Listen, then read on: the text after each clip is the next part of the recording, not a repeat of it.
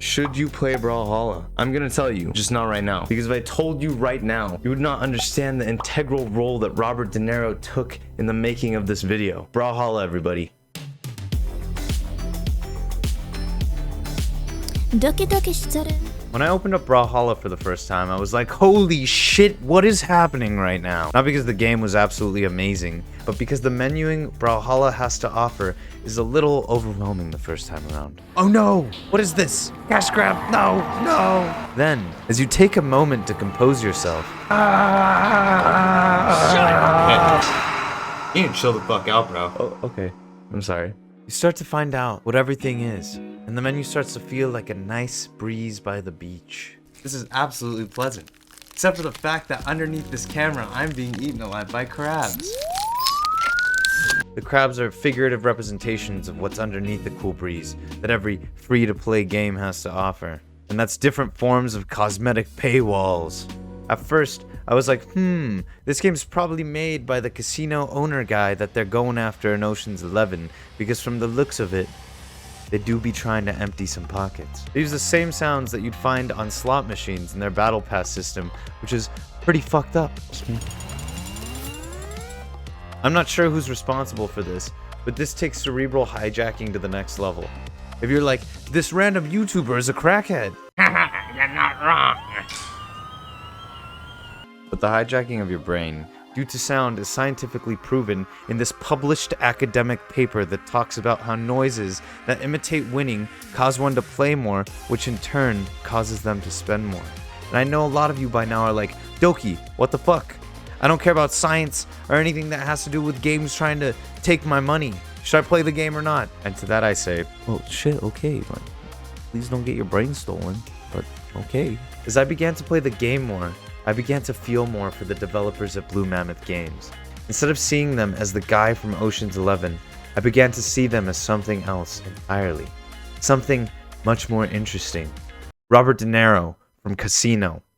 And I like Robert De Niro from Casino, even though he's also trying to steal all of my money, because I like his product. And that's Blue Mammoth Studios. They're Robert De Niro. They're great, even though they're evil, and they're gonna end up leaving me like this. They're taking my money.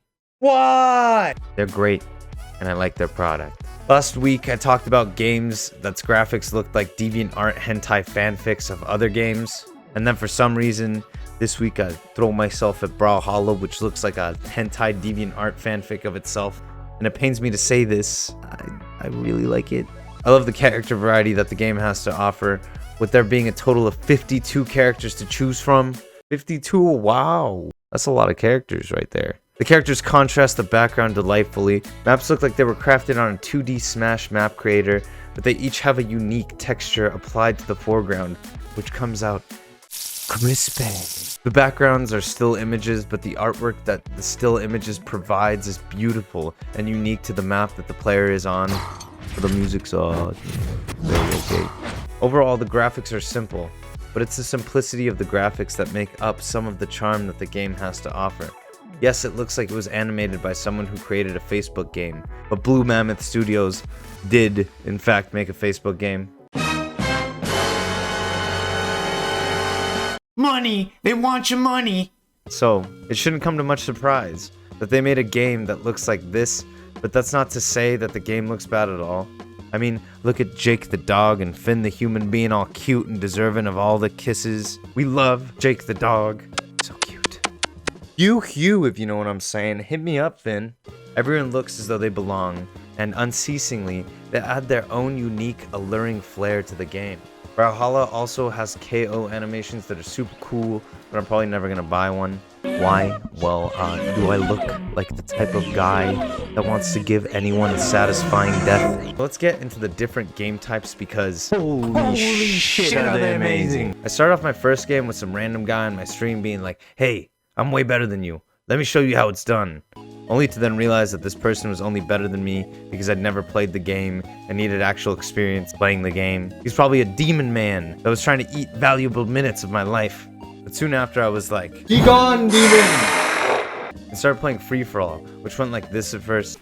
2, 1. I haven't killed a single person.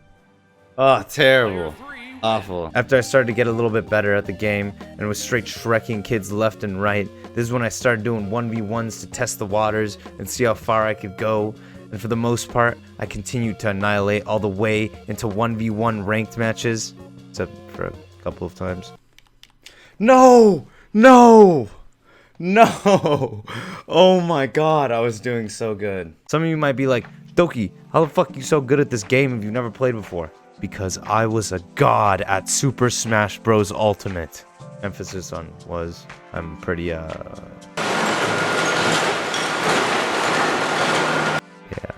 The mechanics are fairly similar, especially if you're me, and made the controls exactly the same as the way they were on the Switch Pro controller.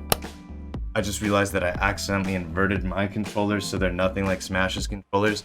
I'm a fucking idiot. The only differences between this game and Smash Ultimate are the additions of needing to pick up weapons that vary depending on which character you play. Each character has 2 weapons, with a total of 13 weapons being available in the game. Varying heavy attacks that are unique to each character. The ability to throw objects and weapons, which adds a layer to the combat system. The inability to shield, only to dodge. Instead of percentages, your health bar starts on white, and the redder it gets, the farther you fly off the map. So, basically the exact same thing as percentages in Smash. No. The combat feels like a stream of trial and error that'll fill you with the want to play one last game for hours on end. Brawlhalla succeeds in creating a habitat that invites the want to get better, and that's why this game is so damn addicting and why it works so well. So, should you play Brawlhalla? If you love Robert De Niro so much that you'd allow him to ruin your social life and take all of your money in exchange for a really great time along the way and you'd never leave him, then I would say that you definitely should play this game. If you hate Nintendo, stay away though, cause this game's basically Smash Bros. Ultimate.